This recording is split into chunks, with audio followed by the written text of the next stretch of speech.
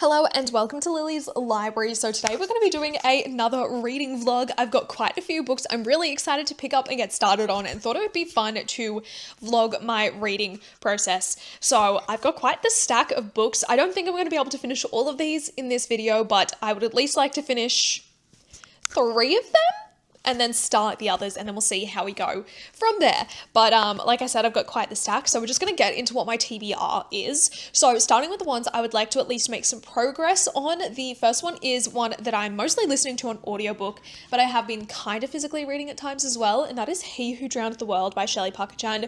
This is book 2 in the Radiant Emperor duology, so this is the sequel to She Who Became the Sun, which I read forever ago now, and I'm very excited yet nervous for this. It has taken me a little bit to get into it and to remember who everyone is and what happened, just because I read this so long ago. But because of an anime I've been watching, I've been kind of really wanting to get into a lot of different more Chinese inspired stuff, and this one is very heavily inspired by Chinese history and like the Mongolian rule and that kind of time period, which I find really interesting, and I've heard such incredible things about this, and I would love to finish this duology this year. So I would like to make more progress on this one. I don't think I'm going to finish it just because I have been taking it pretty slow, but this is going to be one that I'm slowly making my way throughout the month and would love to finish it before the end of August. Then, talking about that kind of anime that I've been obsessed with lately, I've been watching The Apothecary Diaries, which I'm really enjoying, and I'm very annoyed that I didn't start earlier because it's something that I would absolutely love. This follows our main character Mao Mao, who is a apothecary and stuff, and she knows a lot about poisons and everything, and she ends up becoming a food taster for this concubine and stuff in the Chinese Empire and everything, and set in like a historical version of China. And her character is just so fun, and I love the dynamic between her and Jinshi. And I recently picked up 2 of the Apothecary Diary books. So I have got volume 1 of the manga here, as well as book 1 of the light novel series, because I've heard they're obviously about the same thing, but they have different focuses. Maybe it was a bit extra buying both of these, but I just want to see what the differences are. I really love like seeing if there is differences between that. So from my understanding, the anime is more heavily inspired by, or more heavily based on the manga, which has a heavier focus on the romance and the relationships, whereas the light novel, which is kind of how it started, this is more about the mystery and the murder mysteries and everything that Mao Mao is solving. And it sounds really fun, and I just want to read both of them and see what the differences are. I don't know if I'll get to both of them in this video. I feel like the manga will be the easiest one of the two because it is so short, but I would like to maybe try and start one, if not both of them. But I'd also like to try and start The Spear Cuts Through Water by Simon Jimenez. This will be a buddy read with one of my friends from TikTok. I don't know if he has started it, but I think I will try and start it soon. I'll check in with him and see where he is, and we'll both try and start at the same time. I know he's going to read it faster than me because he's a lot faster reader than I am, but it'll still be nice to buddy read this with someone. I'm really excited about this. I know it's about old gods and there's cannibalism and it's queer, and that's it, and that's kind of all I want to know. Then if I have time, I want to try and start Until the Red Leaves Fall by Ali Parker. If I don't get around to this, I might do its own separate video dedicated to this one because I'm very excited for this. Yeah, so this is set in the late 1950s in Melbourne, and it's sapphic as well, and talks a lot about being Japanese Australian and the stuff that happened with Pearl Harbor. And Ali is such a beautiful writer that I know I'm just absolutely going to love this. Now, I know I've already gone through a lot of books, but my main focus is actually going to be The Mad Ship by Robin Hobb. This is book 2 in the Live Ship Traders. I'm 174 pages into it, and I would like to try and finish it as soon as I can because we are switching over to the Ship of Destiny in mid-August. So I've only really got the next week to read this 900-page book. I have made pretty good progress of what I have read. I would have done a lot better if I had dedicated more time, but the time I have dedicated, I feel like I've done pretty well, and I'm definitely being able to read this book a lot faster than I previously have with Hobb books, so I feel like it shouldn't take me too long. My goal now is to read as much as I can, really. I'd like to try and get up to the 500-page mark before Wednesday, because then I'll only have the last 400 pages left, and I can kind of spread that out throughout the rest of the week and hopefully have more time for these other books. But like I said, I've been addicted to the Apothecary Diaries lately, and I really want to watch more of that. And I've been kind of having the urge to play some Legend of Zelda games again. So I don't know whether I'm gonna go play I forgot what it's called, but the new one where you actually play a Zelda that's in like the style of the new Link's Awakening that was released on Switch, or whether I play Twilight Princess because I've never actually played that one, or whether I go back to Tears of the Kingdom because I've been putting off finishing that because I don't want to play through what I know happens. But those are kind of my plans. So we're going to see how we go. As for the rest of this vlog, me and my partner are planning on seeing Superman tonight. So I'm not too sure how much reading I'll get done or filming, but I'm very excited to see that one. And then for the rest of the week, I think we're pretty set. I'm just hoping work's not too draining, so I actually have the mental capacity to read these books. But yeah, I've got quite the stack to get through, so I think we're just gonna get straight on into the reading.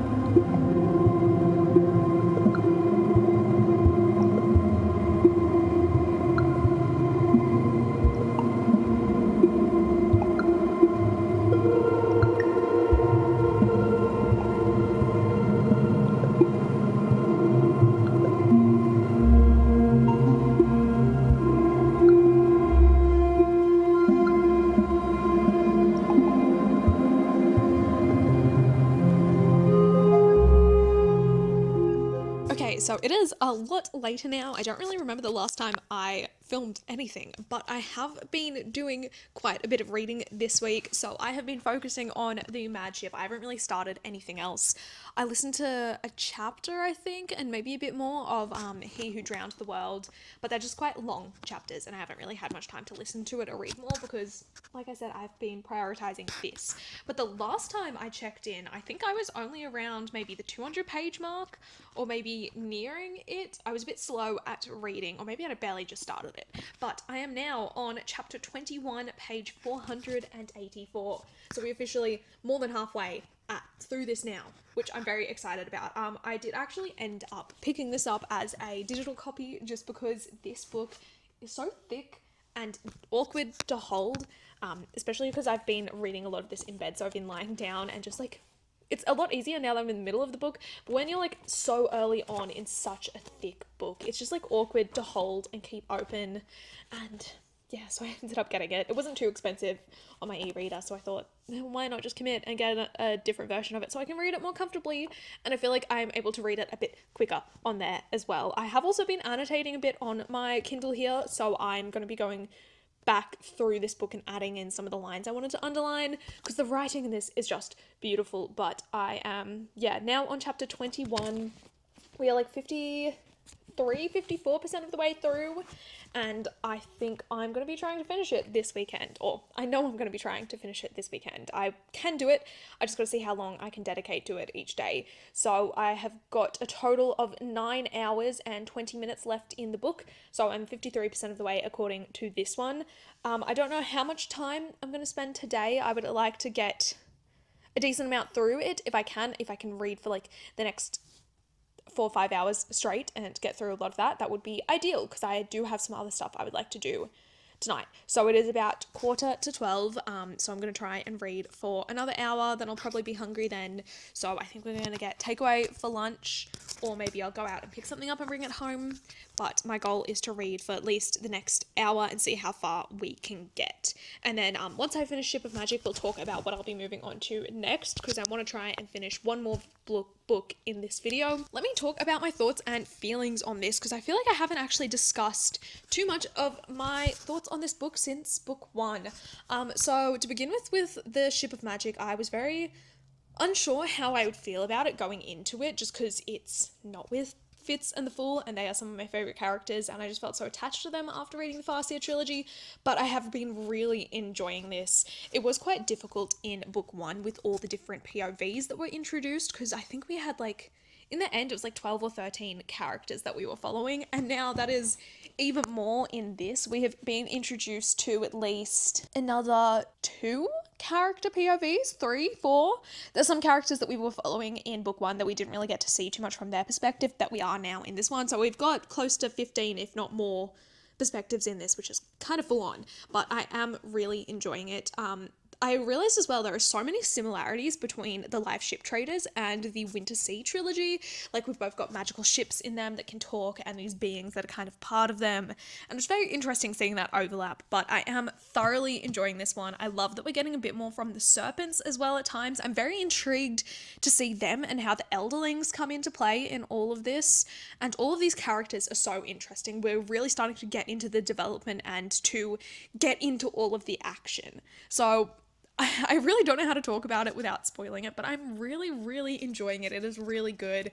I did cry last night when I read the last chapter I finished, which I think it was chapter 20 that I cried. And when we were talking to Paragon, one of the live ships that's been abandoned, and he just makes me so sad, and I really hope that everything that they're doing with him ends up going well and he's okay, because it is just so heartbreaking. But I am just thoroughly enjoying this book. It's really good. I love the world building. Like, Robin Hobb is just incredible. Her character work is just perfection. All of these characters are so good. Their motivations are so clear and evident, and she does such a good job at slowly unveiling and like revealing more about them. It's all very natural, and it's just, her work is absolutely incredible. Like, all of these characters are so vastly different, but they all have their own similarities as well. Like, especially Althea and Malta, they are basically two sides of the same coin. Like, they're so similar that they kind of butt heads, but they both ultimately want what's best for themselves and their family, even if they refuse to admit some of those things to a degree. So it's really interesting seeing them interact more. Malta as well has really grown in this book. She is still very annoying and immature and selfish, but she has grown exponentially and gotten so much better and is kind of starting to take things seriously and work with her family. So it's really nice seeing them all kind of come together now that they have this joint thing that's driving them and they have to work towards. I'm also really enjoying the little touches of romance in there with like Brashen and Althea. I do really love their dynamic. I do hope they end up together, because there's another character that's been brought in who is nice, but I think Althea and Brashen are definitely a better pairing. But all of this is so good. I love exploring so much of this world, like looking at women's roles in it, especially since it's so vastly different when it comes to that compared to the Farseer trilogy. Like, in the Six Duchies, a lot of women can kind of do whatever they want. They can work on ships, they can be sailors, they can be knights, they can fight for the kingdom. Whereas in Bingtown and in the Cursed Shores and Jamelia and everything, they don't really do that. A lot of them, it's just like they're wealthy women, or like they're women in like high society to a degree. Like, they have to act all put together and polished. Their job is to just look after the family household, while the husbands and brothers are away at sea if they're traders and everything. So it's really interesting seeing those differences and discussing it and women's role in this world, especially when it comes to Althea, who is trying to fight for her own, and then the comparison between her and Amber, who is this bead maker and from somewhere outside of the Cursed Shores, and seeing her difference in how she can kind of slip into any role. It's really interesting. There's also a lot of discussions around slavery in this, because this is a big theme throughout these books, because it does have to do with Chalice, which is an area where there is high amounts of slavery. And it's just so interesting, those discussions and the ensuing revolution that's coming and fighting back against that. So I'm very intrigued to see where it all goes, and to see like a lot of these characters that are still in the wrong and have these views about the way the world works and everything. I'm really excited to see them kind of unpack that and deal with it and actually become better people. So I am really enjoying it. I do have some issues as well, just a lot of annoying characters. Kyle still sucks. I don't think what's happened to him is what I wanted to happen. I thought it would go a lot differently. I don't think he deserves fully what happened. I think he really needs to learn to admit to his wrongdoings and actions, and what they have done to him won't allow him to do that. But I'm intrigued to see where it goes. But yeah, we are going to get into reading this now. It's actually a pretty warm day, so we might end up going outside. But at the moment, I'm just going to chill here, finish my tea that I've been drinking, chill with my cat, and get into some reading.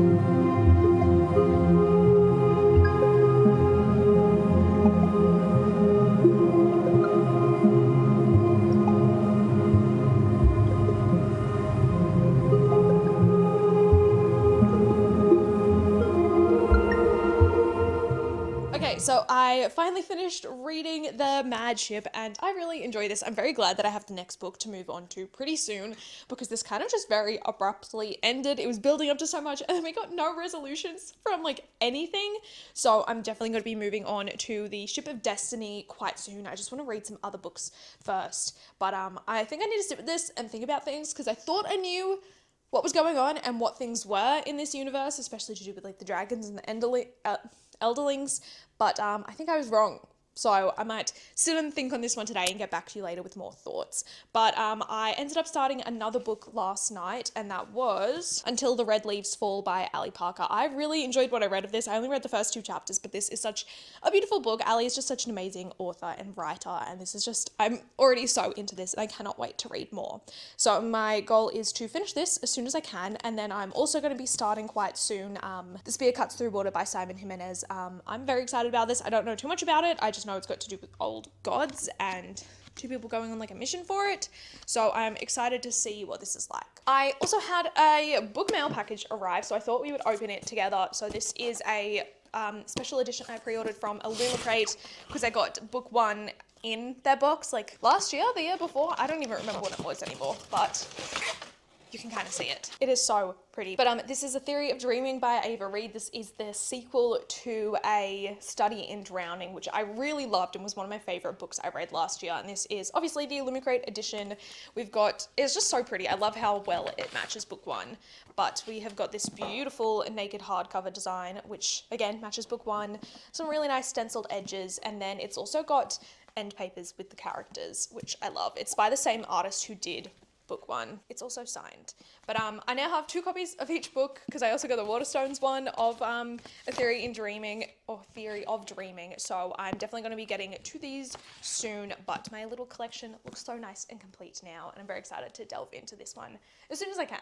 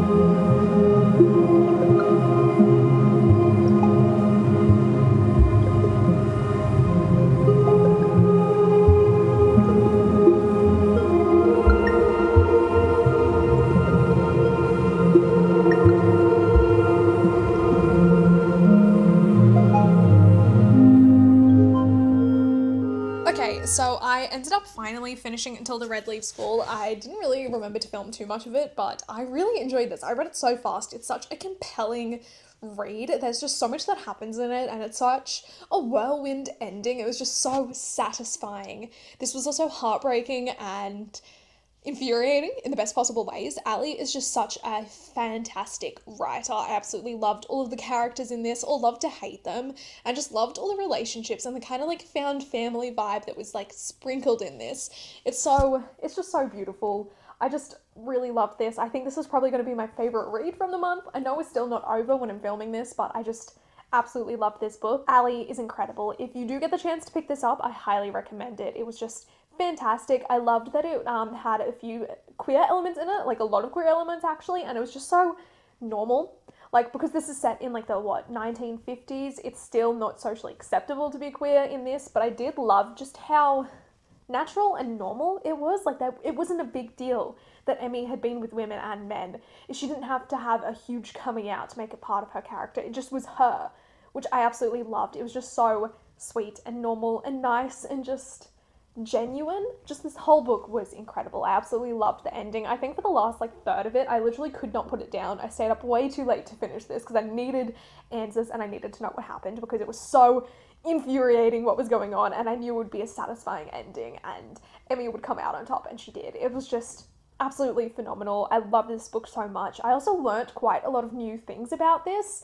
So in this, we kind of focus on the internment camps in Australia after Pearl Harbor. So I knew there was camps in Australia for prisoners of war, like Japanese prisoners of war, because there was the Cowra breakout, which is something I learned about in Ali's last book. I knew that there was those camps, but I didn't realize that there was a breakout. But in this, we actually follow people that are just normal citizens that have been put in these camps. And the fucked things the Australian government did. Honestly, the Australian government sucks. Always has, always will. And it's just messed up. I really learnt a lot, and this made me think a lot. It's just such an incredible book. But I also ended up starting a new book. I started reading The Spear Cuts Through Water by Simon Jimenez. Excuse the bookmark sticking out, but I'm marking it as to where I'm up to. But I'm not sure if I'm really vibing with this. I've only read 36 pages, and I started this last night, and it's now a whole almost 24 hours later, and I've read nothing of it because the narration style is just not what I expected, and I don't think it's entirely working for me at the moment. I'm still in the before bit. I'm not even into the first proper part of the book technically. Like, it's still in the lead up to what actually happens, and I've got about 60-ish pages to go until I'm up to there. So I might try and finish up to that tonight and see how we go, but I just don't know if I'm feeling it, and I don't want to force myself to read something that I'm not feeling. So I thought for the rest of this vlog, depending how we go, because I'm going to wrap it up pretty soon, I think, we'll either try and read. I've got Butter here, but I'm not too sure if I'm feeling this either. I might try and read the first few pages and see how we go.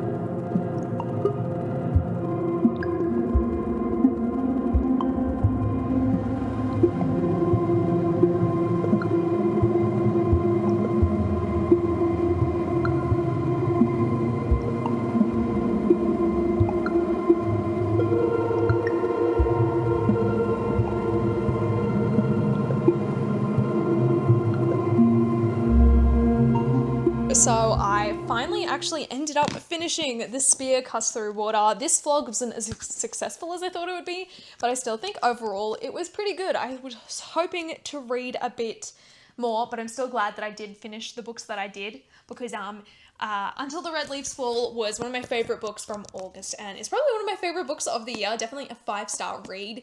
And then also Mad Ship was definitely a 4.75 stars, very close to getting to 5 stars as well. I just really enjoyed that. The most disappointing one would probably be The Spear Cuts Through Water. It's not that it's disappointing, it's just that I really had a hard time following along with this. I think this is a book I need to reread. I don't think I was in the best headspace or anything to be able to read this at the moment. I just wasn't really grasping what was happening a lot. I think it's just been too busy of a time at work for me to kind of be able to read this and follow along, which I'm kind of disappointed about, because what I do remember and I did kind of grasp and really connect to was really good. So I think this is definitely something I'll try and reread probably next year, once I think life will hopefully calm down more, but we shall see. I'm still glad that I did read this and have a good time. I've also got Chip here, my cat, cuddling with me, because as soon as I sat down, he had to come over and bug me, of course. But yeah, I think I'm gonna wrap this up here. Got a decent amount of reading done and just had some good quality books, which I'm very happy about, even if the number wasn't the highest. But I'm gonna go now. Make sure you like, comment, and subscribe, and I will see you all with a new video next time. Goodbye.